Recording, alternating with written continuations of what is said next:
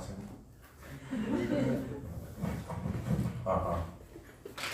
잘 들리시나요? 네. 감사합니다. 요즘 또 날씨가 진짜 쌀쌀해졌는데 다들 따뜻하게 입고 오셨는지 모르겠습니다. 또 나오니까 준비한 것들이 다 하나둘씩 사라져가네요. 제가 한 달 전쯤에 제 말씀, 간증, 수요일날 간증을 하라고 통지를 받았는데 이게 사실 당황했어요. 생각도 못하고 있었거든요. 주로 이제 기용원 형제님들이 간증하시고 더군다나 저는 이제 교회 온 지 얼마 안 돼가지고 성도님들도 날 잘 모르지 않을 텐데 내가 하는 게 맞나 이런 생각이 들었는데 생각해보니까 제가 3월달에 청구를 왔거든요. 3월달, 지금 11월이니까 거의 반년이 지났죠. 근데 아무래도 또 마스크를 쓰고 성도님들 대하다 보니까 얼굴도 잘 못 익히고 이름도 잘 못 익히고 하니까 계속 새내기의 마음이었던 것 같습니다. 더군다나 이제 다다음 주에 정창대 형제가 간증을 하거든요. 네, 저희 교회에서 왔는데 창대는 이제 진짜 뭔지 손에 꼽은 지도 있거든요. 한 진짜 네 번, 5번. 저는 이제 창대와 비교하면 생각해보면 좀 경력이 많이 쌓이지 않았나 그런 생각이 들었습니다. 어쨌든 이런 기회는 또 흔하게 오는 기회도 아니고 하나님께서 주신 기회니까 또 조금 준비해 보았습니다. 제가 30분까지 하면 되죠. 네, 30분은 사실 긴 시간이 아니거든요. 그냥 뭐 말씀 들을 때도 사실 30분, 말씀 들을 때도 이제 1시간 주로 단위로 하니까 30분은 금방 지나가는데 또 말할 때는 상황이 다르더라고요. 제가 이 자리를 제외하고 가장 많이 오랫동안 했던 게 이제 대학교 조별과제 발표 때 10분 발표거든요. 10분 발표. 네, 그거 10분 발표하려고 한 몇 시간, 한 며칠 준비했어요. 이거 준비하면서도 이거 한 1시간은 발표하지 않을까 했는데 이제 실제로 발표할 때도 이거 좀 너무 오래 하고 있는 거 아닌가 했는데 딱 시계 끝나고 시계 보니까 한 10분 지났어요. 10분. 네, 그렇게 열심히 준비했는데 오늘도 아마 그렇게 되지 않을까 조금 걱정이긴 한데 진짜 좀 시간 나는 대로 최대한 열심히 해보겠습니다. 제가 이렇게 본론으로 들어가자면 제가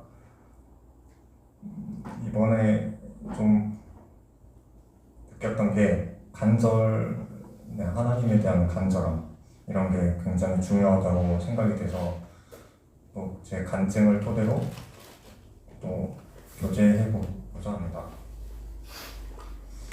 제가 처음으로 구원의 중요성을 간절하게 느꼈을 때가 첫 번째로 제 주일학교에서 지옥을 배웠을 때 주일학교를 오전에 했었거든요. 오전에 이제 햇빛 좀 살랑살랑 들어오고 좀 나른한 분위기인데 이제 커튼 탁탁 치고 영상 이제 지옥에 대해서 하겠다고 이제 영상을 틀어줘요. 그 영상을 제가 한번 최근에 찾아보려고 했는데 잘 안 나오더라고요. 뭐 내용을 영상 지옥 영상 내용 간략하게 말씀드리면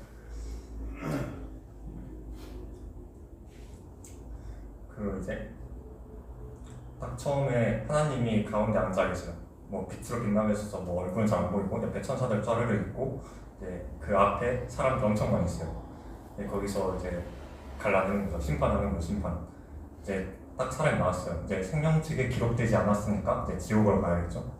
그 사람 이제 옆에 있던 천사가 딱 나와요. 사람의 한 3배 정도 되는데 막 사람을 끌고 가요. 사람은 가기 싫다고 하고. 그래서 사람을 끌고 그 절벽까지 끌고 가요. 밑에는 그 지옥이 있는 거죠. 사람은 계속 싫다고 막 질질 끌려다니는데 천사가 냅다 던져버려. 그래서 이제 사람은 이제 그 불구덩이 가운데로 비명을 지르며 이제 떨어지는 거죠. 그 밑에는 용암같이 있어가지고 이제 사람들이 거기서 기존에 있던 사람들이 괴로워하면서 비명을 지르고 구더기는 살아서 계속 피고 기어다니고 사실 그런 내용의 영상이었던 것 같아요. 그때가 초등학생 때였으니까 좀 충격을 먹었죠. 쇼크를 받았죠. 왜냐하면 너무 그 영상이 강렬했기에 그 사람들이 지옥 가운데 있는 사람들이 너무 괴로워 보이는 거예요. 이제 선생님이 이제 영상 끝나고 딱 말씀해 주시죠. 이제 하나님을 믿지 않으면 방금 본 것 같은 지옥에 간다. 지옥에 간다고 하고 저는 이제 지옥에 가기 싫은 거죠. 그냥 영상을 봤으니까. 난 하나님 안 믿으면 난 거기에 들어가서 그 사람들과 함께 고통받으니까. 그래서 그날 밤에 집에 가서 진짜 엄청 기도를 했던 것 같아요. 나는 지옥에 가지 않게 해달라. 그리고 구원의 중요성 특히 두 번째가 이제 휴거를 배웠을 때. 휴거도 아마 영상이 있었는데 제가 잘 기억은 나지 않고요. 아마 뭐가 있었냐면 사람이 이제 다 사라져, 한 명씩 사라져 가면서 이제 나만 남게 되는 거죠. 이제 구원받은 가족들 이런 거 다 사라지고 저는 그때 확신이 없었거든요. 확신이 없었는데 그렇기 때문에 좀 더 무서웠던 거일 수도 있죠. 이제 가족들은 이제 구원을 받았으니까 엄마 아빠는 구원을 받았으니까 다 뿅뿅 사라지고 끝나면 이제 7년 대환란 있잖아요. 저는 이제 엄마 아빠 없이 그 7년 대환란을 어떻게 견뎌야 하지? 그런 생각에 그때도 진짜 하나님께 간절하게 기도를 했던 것 같아요.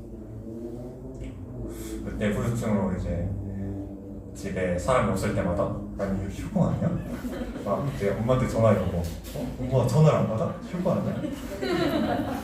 이런 생각이 그때 있었던 것 같아요.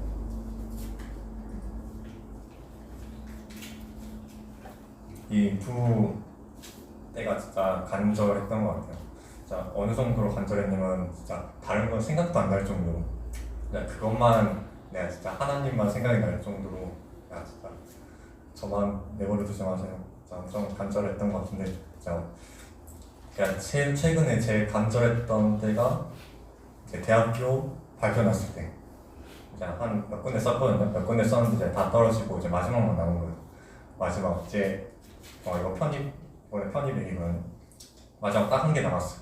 자, 나 이거 떨어지면 진짜 나 그 전공 공부 하나도 안 했고 오직 편입 공부만 했는데 이거 떨어지면 나 1년을 더 해야 되나? 아니면 다시 돌아가야 되나? 이런 마음에 진짜 간절했는데 근데 이 구원에 대해 문제를 고민했을 때가 진짜 너무 간절했어요.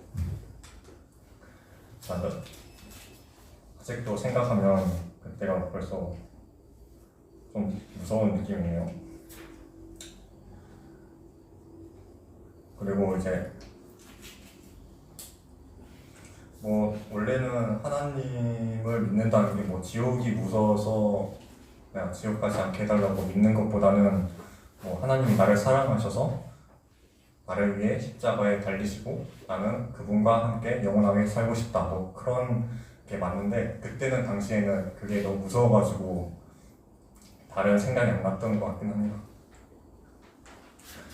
이제 그러다가 언제 구원을 받았냐면 초등학교 고학년 때 제가 호남 어린이 캠프라고 호남권에서 교회에서 주기적으로 열리는 초등학생들을 대상으로 하는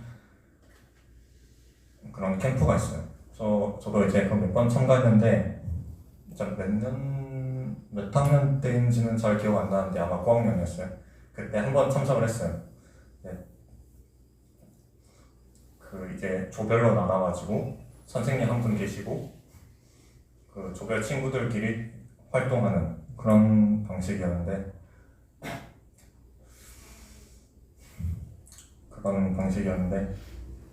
이제 그때 저희 조에 아는 사람이 한 명도 없었어요.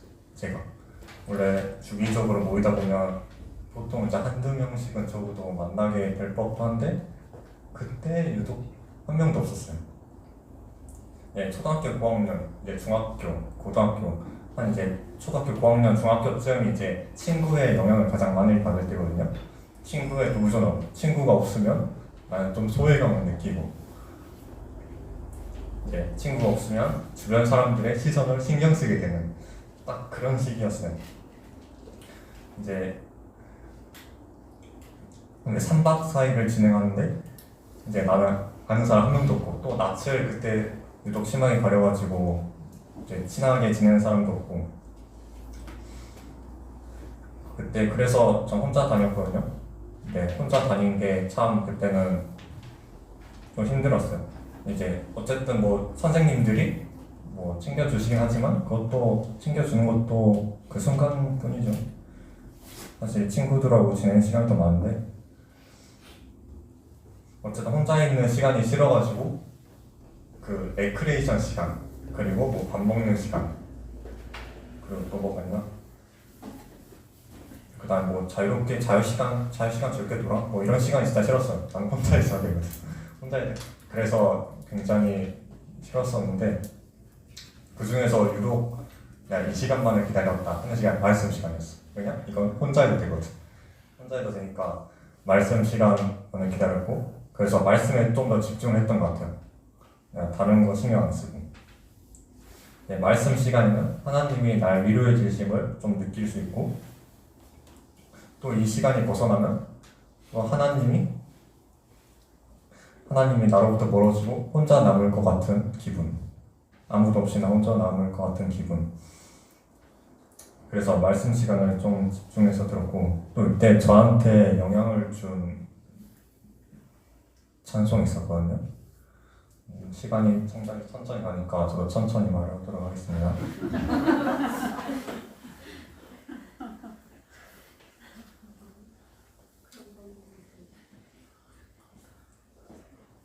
네, 내 마음의 한 자리라는 찬송이었거든요.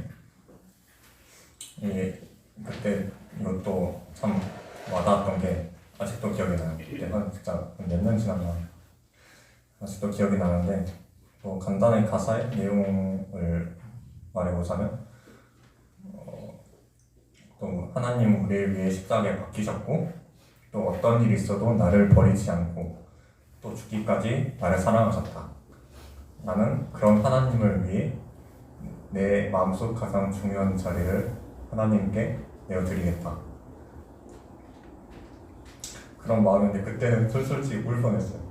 눈물도 잘 안 나는데 그때 막 세상 친구들은 진짜 다 부질없고 오직 하나님만이 내 모든 것이다.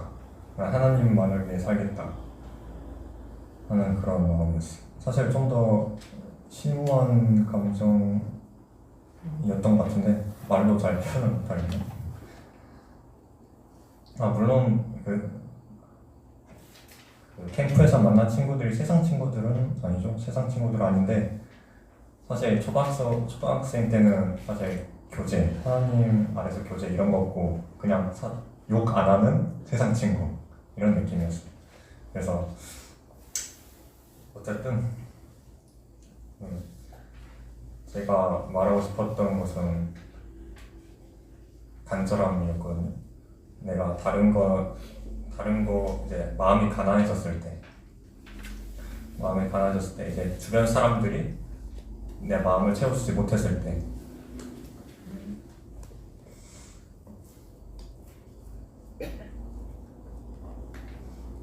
사실 그때는 하나님밖에 없었죠. 하나님밖에 없어야지 내가 다른 것 다 제치고 하나님만을 쫓을 수 있다는 걸 생각을 그때 했어요. 왜냐하면 이제 중학교 때 이제 세상 일을 하면서 학교 생활하고 또 이제 친구들하고 좀 친하게 지내고 하니까 이제 하나님이 내 마음속에 들어올 자리 없는 거죠. 사실 뭐 중학교 때는 그 이유뿐만 아니라 뭐 교회적인 문제도 있긴 한데 시간이 남을 것 같으니까 이따 얘기하도록 하겠습니다. 그리고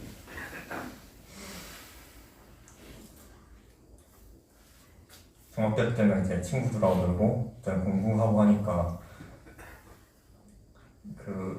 캠프 때 내가 느꼈던 감정이 희미해지는 거죠.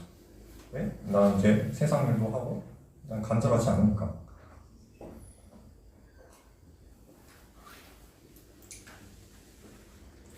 심령이 가난한 자가 복을 갖는다고 했는데 그때는 심령이 가난하지 않았죠. 다른 걸로 내 마음속이 가득 채워져 있으니까.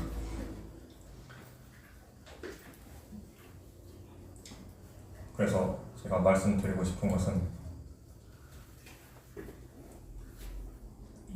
자, 내가 세상 일이 중요하지 않다는 걸 깨닫고 오직 하늘에 있는 하나님만이 내 모든 것이라는 것을 알았을 때 너무 하나님 때에 간절해지는 것 같아요. 하나님 말을 찾게 되고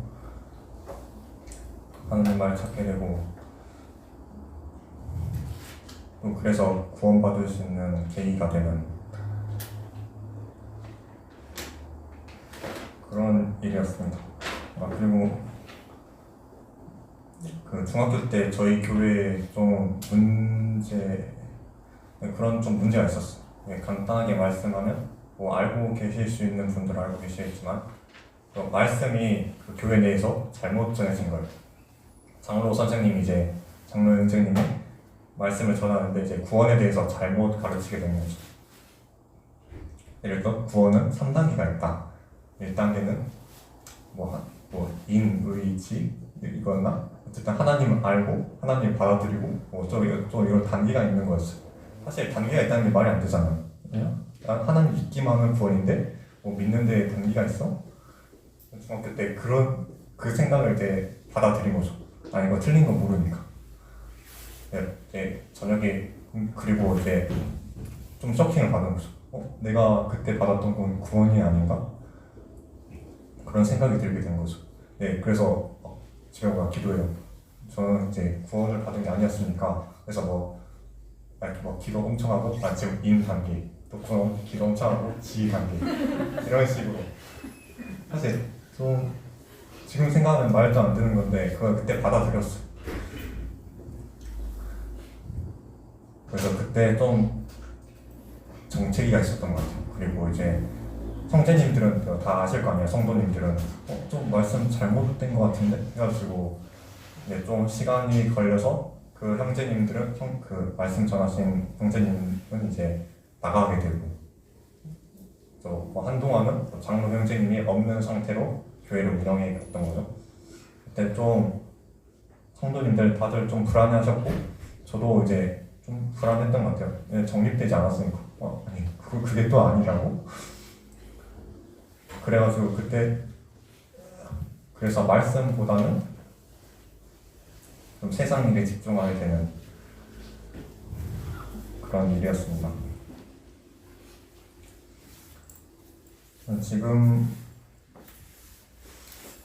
사실 지금도 하나님 앞에 간절해야 하는 게 맞죠.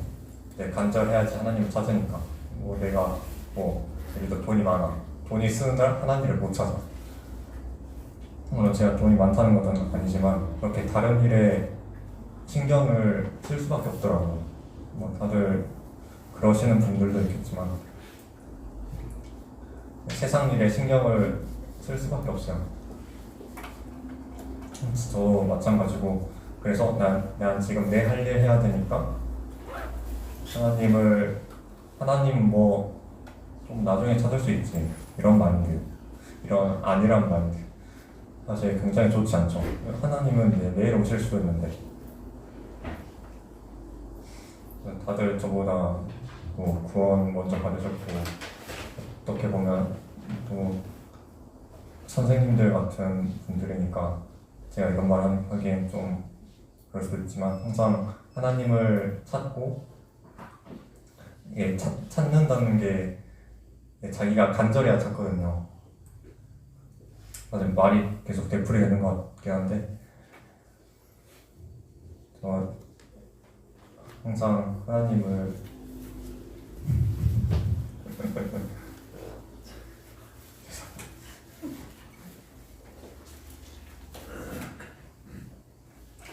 항상 가난한 마음으로 하나님을 찾는 성도님들 그리고 또 저를 돌아보는 계기 이런 게 됐으면 좋겠습니다. 사실 10분이나 빨리 더 이상 할 말이 없어요.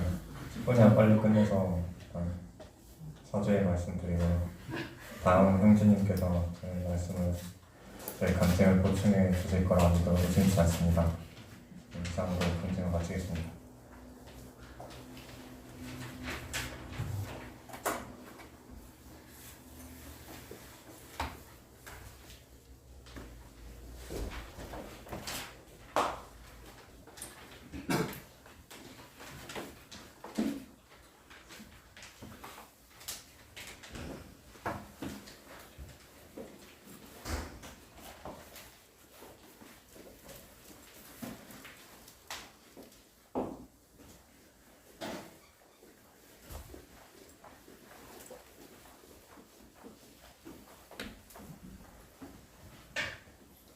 안녕하세요.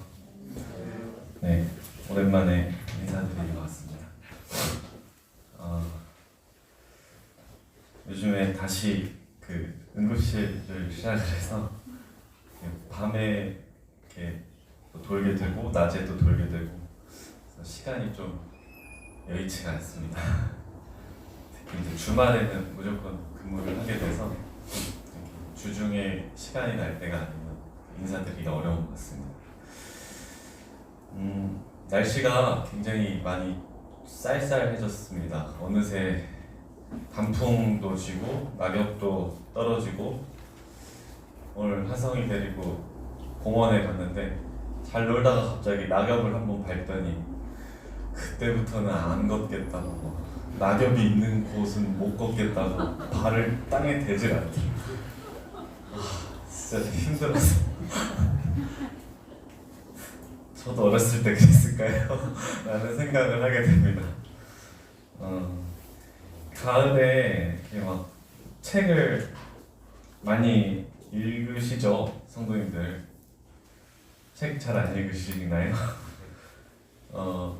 요즘의 아이들은 이렇게 책에 익숙하다기보다는 시각적인 그 영상에 익숙해지다 보니까 저희 세대처럼 저희 윗세대나 저희들 세대처럼 이렇게 그 글자로 된 책을 읽는 거를 굉장히 어려워하더라고요. 나이가 들어서도 대학생 때도 그렇죠? 형제님들, 자매님들. 네. 근데 이제 모든 책들이나 모든 교육들이 다 영상으로 준비가 되어 있는 게 아니기 때문에 사실은 책을 읽어야 됩니다. 그리고 영상으로 표현할 수 없는 것들이 문자로 되어 있는 경우가 굉장히 많아요. 그런 경우에도 책을 읽음으로써 우리가 얻을 수 있는, 개인적으로 얻을 수 있는 것들이 참 많다고 생각을 합니다. 방송실에 빡빡이가 분명히 있네요. 그 훈련소에 가면 책밖에 못 갖고 들어가니까 책이라도 열심히 읽으시길 바랍니다. 네. 제가 요새 책 두 권을 읽었는데 읽으면서 개인적으로 받았던 말씀들 몇 가지 좀 나누고자 올라왔습니다. 첫 번째 그 책의 주제는 건강한 교회에 대한 내용이 있었어요. 건강한 교회, 성공적인 교회, 건강한 교회. 그거를 가르는 기준이 과연 뭘까? 교회를 대강 알고 있는 사람들은 건강한 교회, 성공적인 교회라 그러면은 큰 교회지 이렇게 얘기하죠. 큰 교회지 아니면 유명한 목사님 있는 데지 이렇게 얘기하죠. 근데 그거는 정말 교회를 모르는 사람들이 그렇게 하는 얘기고, 정말 그런 가치관을 갖고 교회를 다니고 있다면 하루빨리 그 가치관을 뜯어 없애버려야 돼요. 그거는 절대 성공적인 교회의 지표가 될 수 없죠. 다른 한편으로는 건강한 교회, 성공적인 교회에 대한 가치관을 나만 건강하면 되지. 나만 그 주님과의 관계가 좋으면 그 교회는 이제 좋은 교회다 이렇게 생각하는 사람들도 있어요. 그것 역시 아닙니다. 교회로 부르셨을 때는 우리를 부르신 거고 나뿐만이 아니라 그런 의미에서 교회의 머리가 되신 주님이 계시고 몸된 우리가 있는 거잖아요. 그래서 건강한 교회는 어떤 것을 기준으로 해야 될까? 가장 먼저 당연히 생각해야 되는 기준은 저는 예배라고 생각을 합니다. 교회로 우리를 부르셨을 때 그 부르심의 가장 큰 목적이 무엇일까?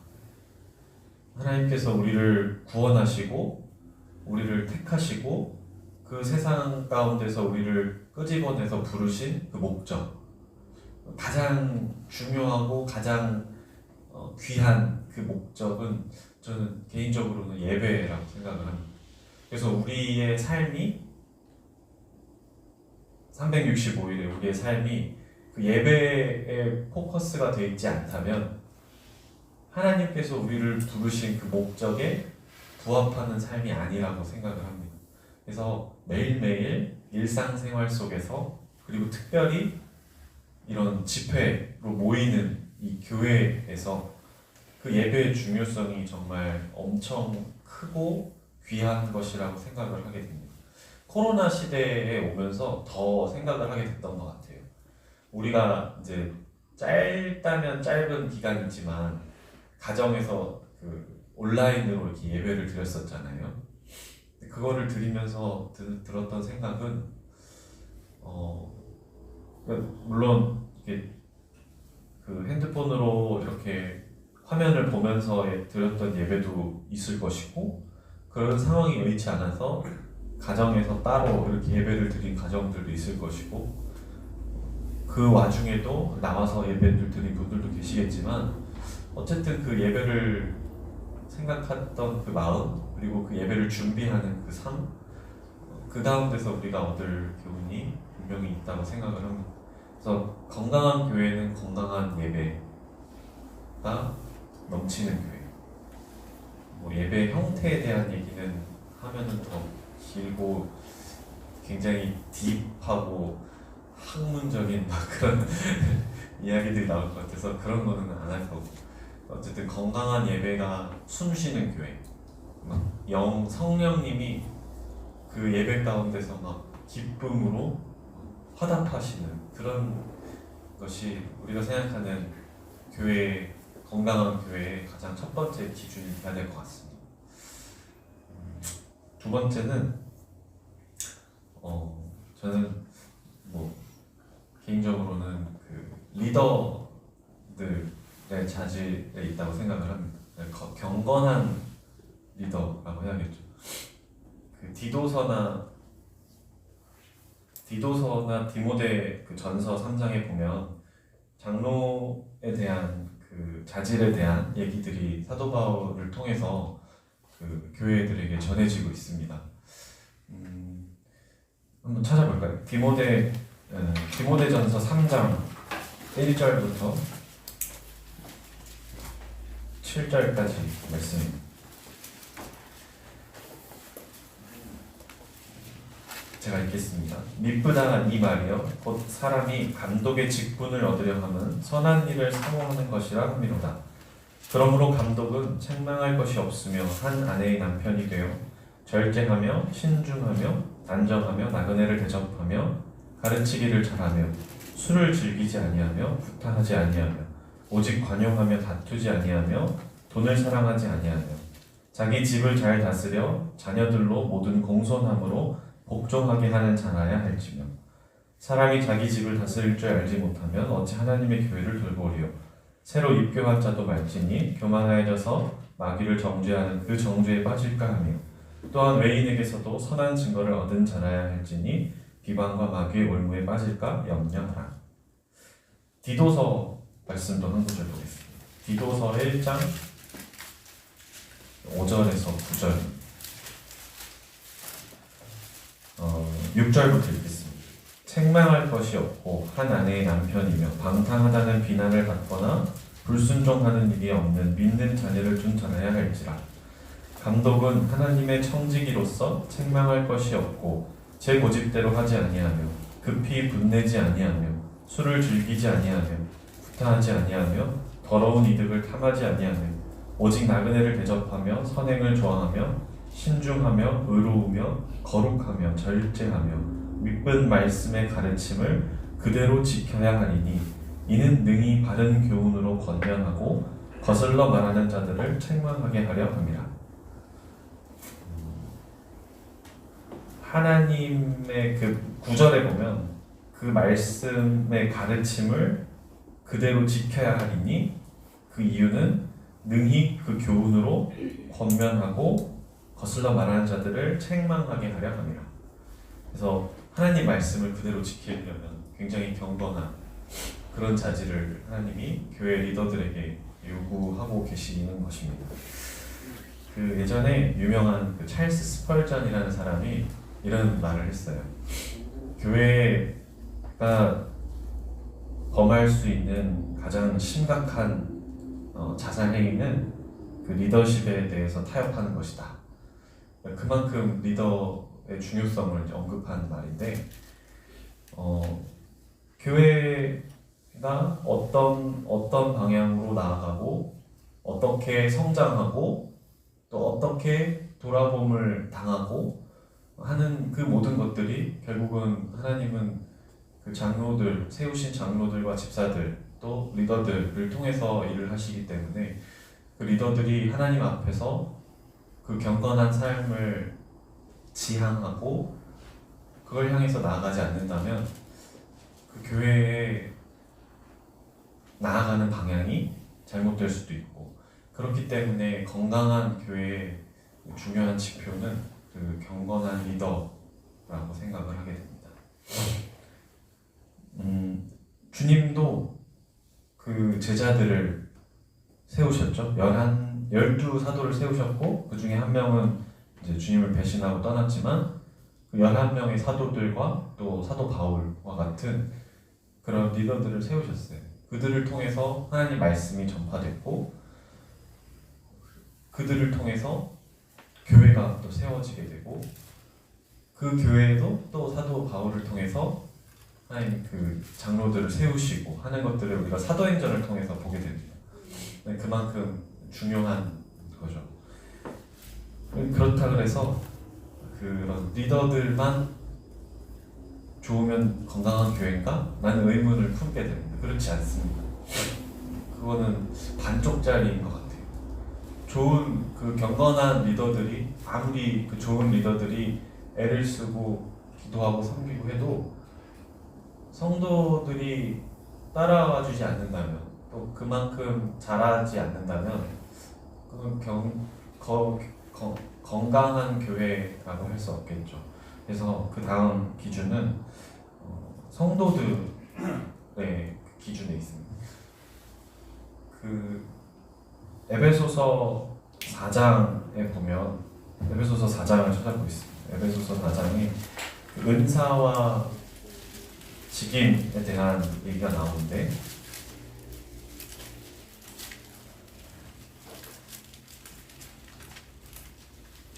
에베소서 4장 11절로 12절 말씀 읽겠습니다. 그가 어떤 사람은 사도로, 어떤 사람은 선지자로, 어떤 사람은 복음 전하는 자로, 어떤 사람은 목사와 교사로 삼으셨으니 이는 성도를 온전하게 하여 봉사의 일을 하게 하며 그리스도의 몸을 세우려 하심이라. 우리가 다 하나님의 아들을 믿는 것과 아는 일에 하나가 되어 온전한 사람을 이루어 그리스도의 장성한 분량이 충만한 데까지 이르리니. 이 말씀은 교회 리더들에게 주신 말씀이 아니고 우리 모두에게 주신 말씀이죠. 그래서 구원받은 성도들이라면 누구든지 은사를 받았고 성령과 함께 그 은사를 받았고 그 은사를 통해서 하나님이 원하시는 것은 일을 하는 것이, 교회를 섬기는 일을 하는 데까지 이르고 결국에는 그리스도의 그 분량에까지, 장성한 분량에까지 이르기를 원하시는데, 요즘에 많은 우리 교회가 그렇다는 건 아니지만 많은 교회들을 보면 다들 교회에 이렇게 쇼를 보러 온다는 거죠. 그 외국은 이제 쇼룸이라는 표현을 쓰는데 극장 간다고 생각하고 오는 것 같아요.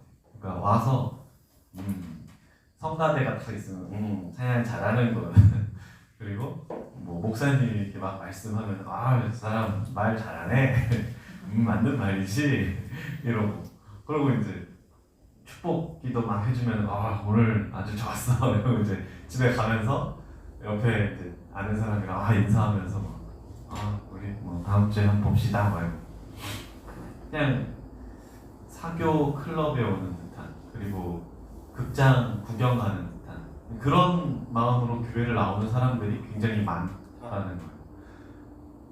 그거는 정말 주님이 방금 여기 에베소서를 통해서 말씀하신 것과는 전혀 상반된 거죠.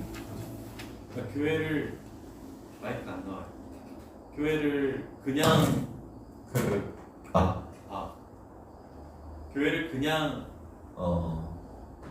나와서 처음 나오게 된 사람은 뭐 어쩔 수 없다 치지만 구원받고 교회 안에서 자라나면서 주님께서 과연 나에게 주신 은사는 무엇인가 생각을 당연히 해야 되고 그 은사를 활용해서 내가 이 교회를 위해서 섬길 수 있는 일, 교회를 위해서 할 수 있는 게 과연 뭐가 있을까라는 생각을 당연히 해야 되고 그걸 통해서 내가 조금 더 성장을 하게 되면 그 일을 교회에서 맡아서 할 수 있는 준비를 하고 또 부름을 받고 그렇게 교회를 섬기는 데까지 이르기를 원하시는 거예요.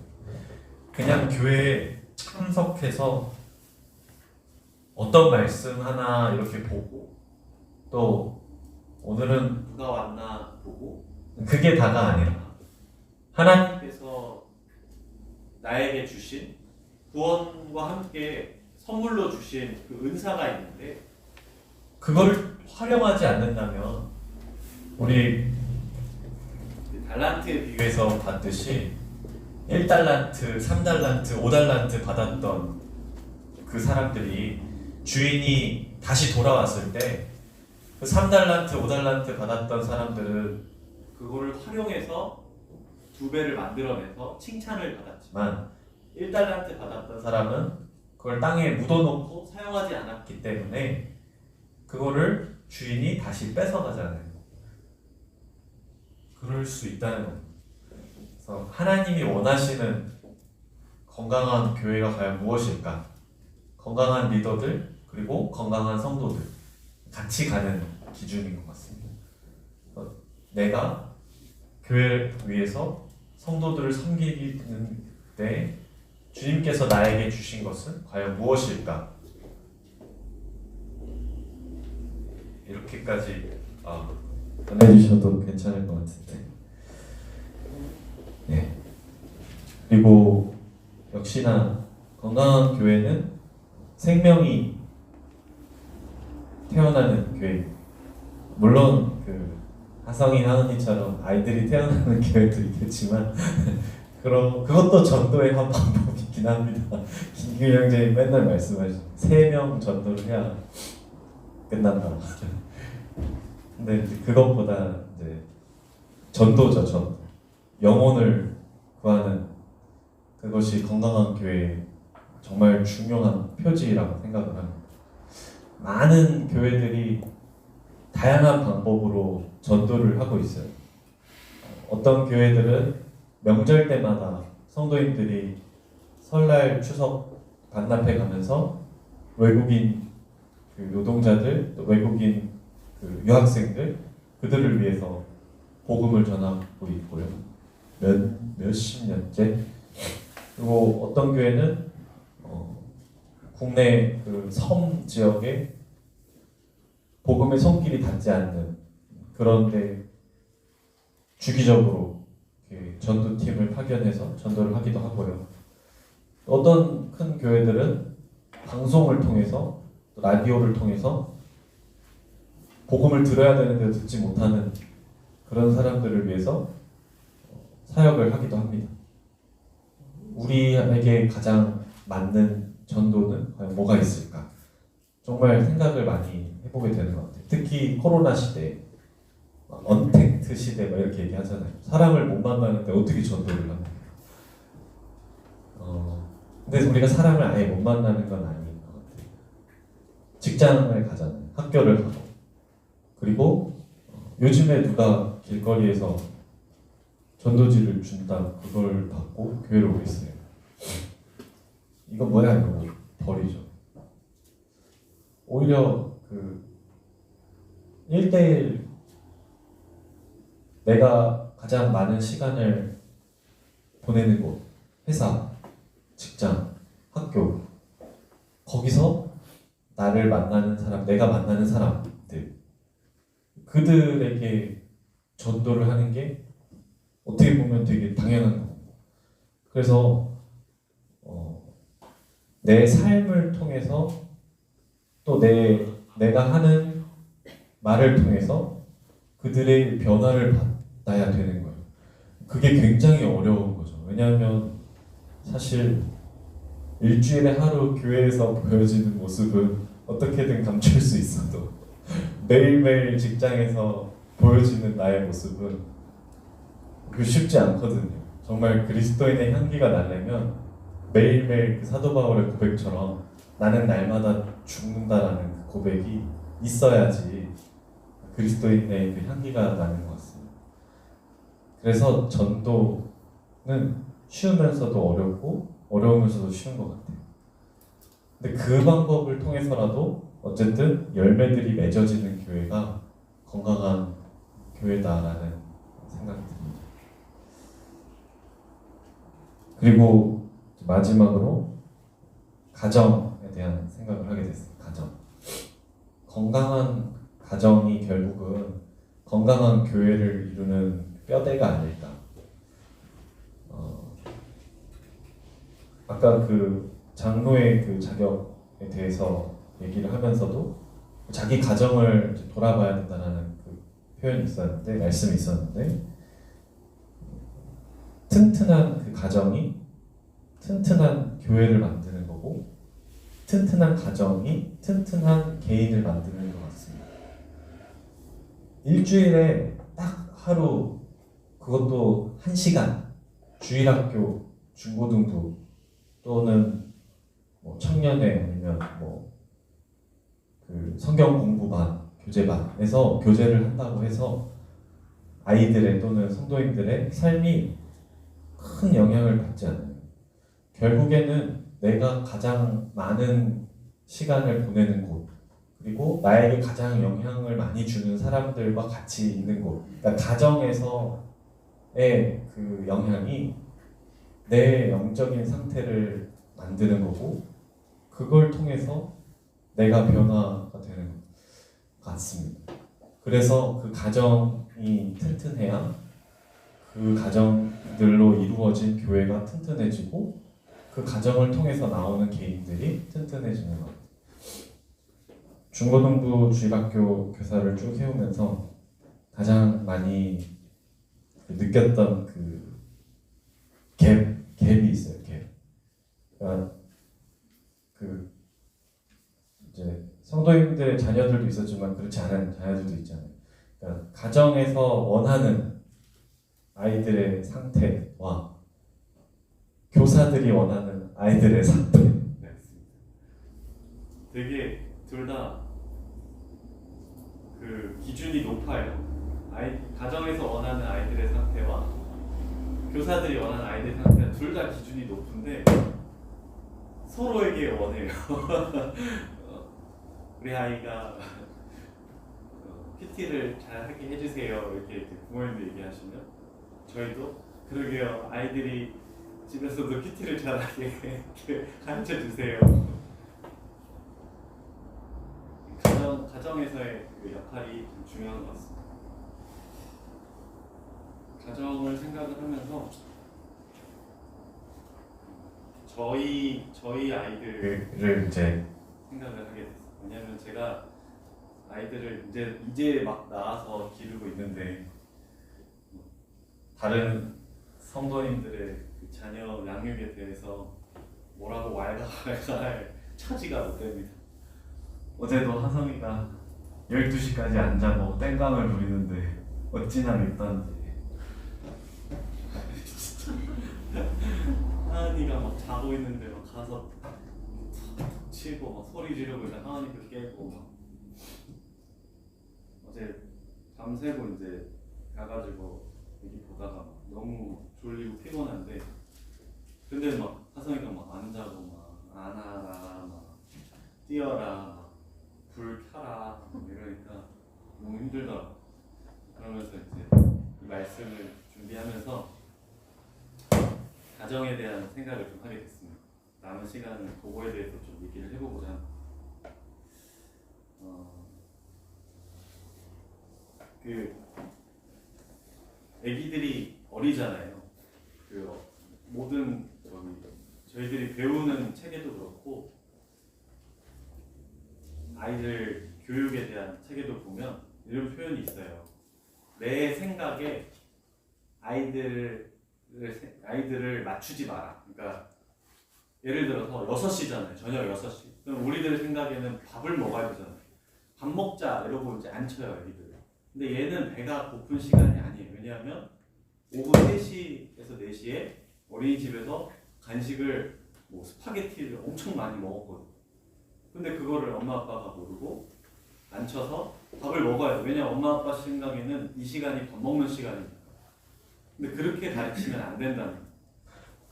아이들이 아직 말을 못 하잖아요. 그러니까 안 먹고 싶은데 먹으라 그러니까 이러고 막 집어 던지고 막 물에다 막 손 막 넣어가지고 막 장난치고 그러면 엄마 아빠는 더 열받고 억지로 막 먹이고 너 굶어 이럴 수도 있지만 그게 아이들에게 좋지는 않죠. 왜냐하면 걔가 그렇게 행동하는 데에는 이유가 있었던 건데 그거를 엄마 아빠가 몰랐던 거니까. 내 생각으로 아이들의 삶을 이렇게 선을 이렇게 긋는 것은 굉장히 안 좋은 거예요. 우리가 이제 그 사람이다 보니까 개인적인 것들이 자라면서 점점 이렇게 생기게 되는, 우리가 가장 많이 실수하는 부분이 그런 부분이잖아요. 주님께서 하시는 일을 분별하는 데 있어서도 내 생각으로는 이 정도면 된 것 같은데 주님의 시간표는 저기 있는데 그걸 모르고 왜 주님 안 해주시지? 왜 내 기도에 응답을 안 해주시지? 이렇게 선을 긋는 경우가 많은데 아이를 키우는 것도 그거랑 마찬가지라고. 이사야서 54장 13절에 이런 말씀이 있습니다. 한번 찾아보겠습니다.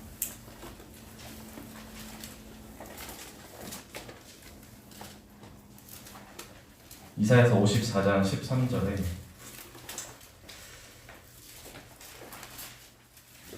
네 모든 자녀는 여호와의 교훈을 받을 것이니 네 자녀에게는 큰 평안이 있을 것이며. 아이들을 그러면 그냥 막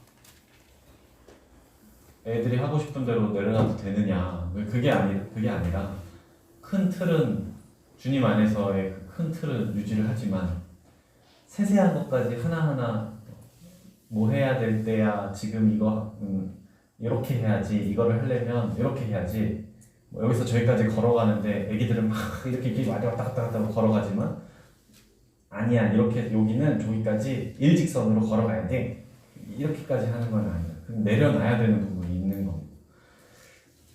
근데 그렇게까지 내려놔도 괜찮을까? 라는 생각이 들었을 때 이 말씀을 주셨어요. 네 자녀는 여호와의 교훈을 받을 것이니 네 자녀에게는 큰 평안이 있을 것이며. 그래서 주님의 그 틀 안에만 있다면 아이들을 내려놔도 아이들을 주님께서 주님의 교훈으로 기르시겠다라는 말씀입니다.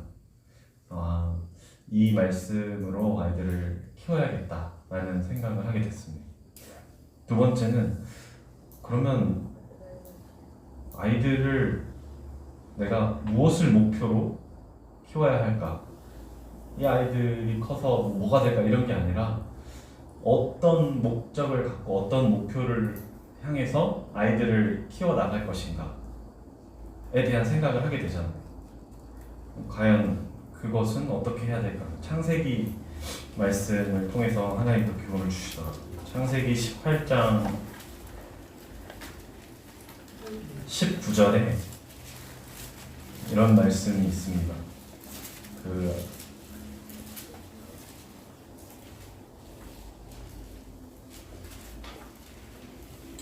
하나님께서 그 아브라함에게 가지고 계신 그 생각에 대한 그거에 대한 일부인데 19절에 보면 18장 19절에 내가 그로 그 자식과 건속에게 명하여 여호와의 도를 지켜 의와 공도를 행하게 하려고 그를 택하였나니 이는 나 여호와가 아브라함에게 대하여 말한 일을 이루려 함이니라.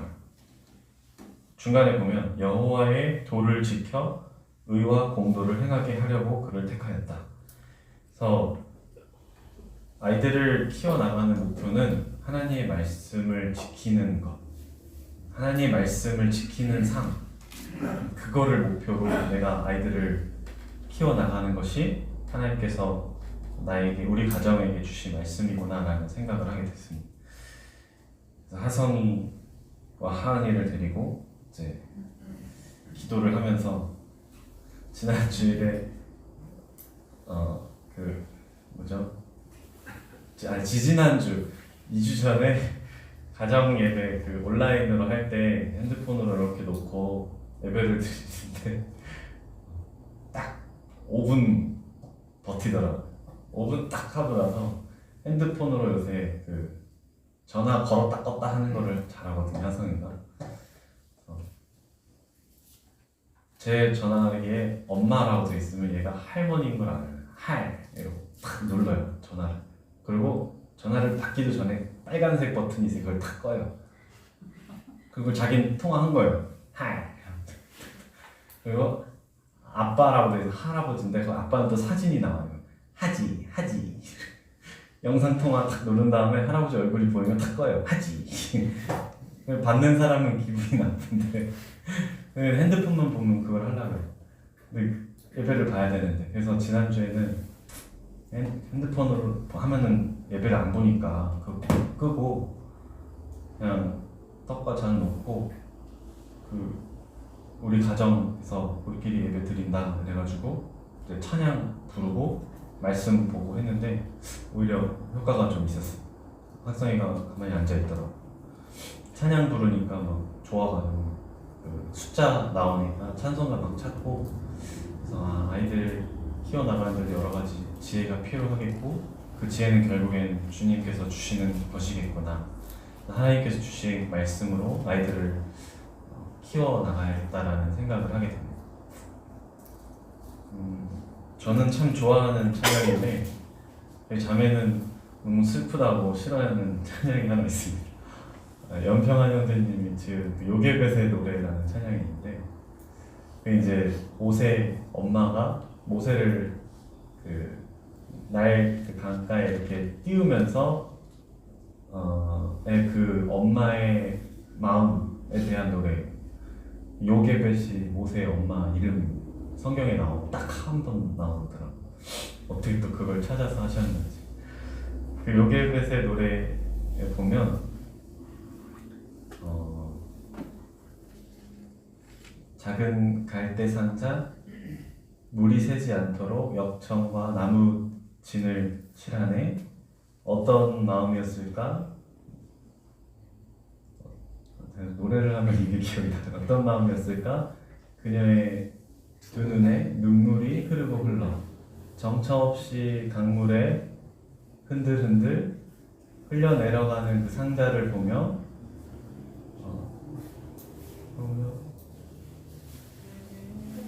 그는 아이와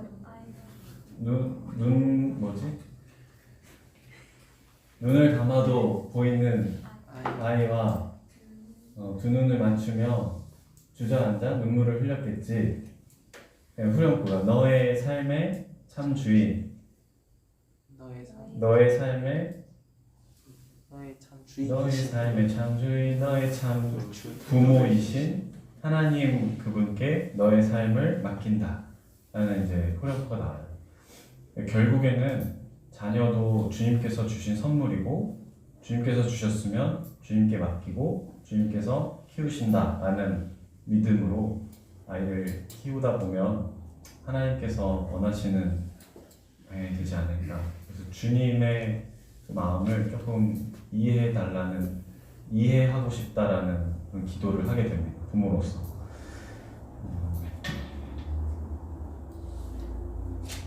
네, 그래서 오늘 그냥 두서없이 건강한 교회에 대한 개인적인 생각들 그리고 가정을 통해서 제 개인적으로 저희 가정을 어떻게 하나님께서 원하시는 방향으로 키워갈지에 대해서 받은 말씀들을 좀 나눠봤습니다. 성도님들께 좀 부담이 되었다면 양해 부탁드리고 저희 가정 또 교회 아이들 크는 가정들 교회 가정들 건강한 가정들을 위해서 기도해 주셨으면 좋겠습니다. 네, 이상 말씀 마치겠습니다.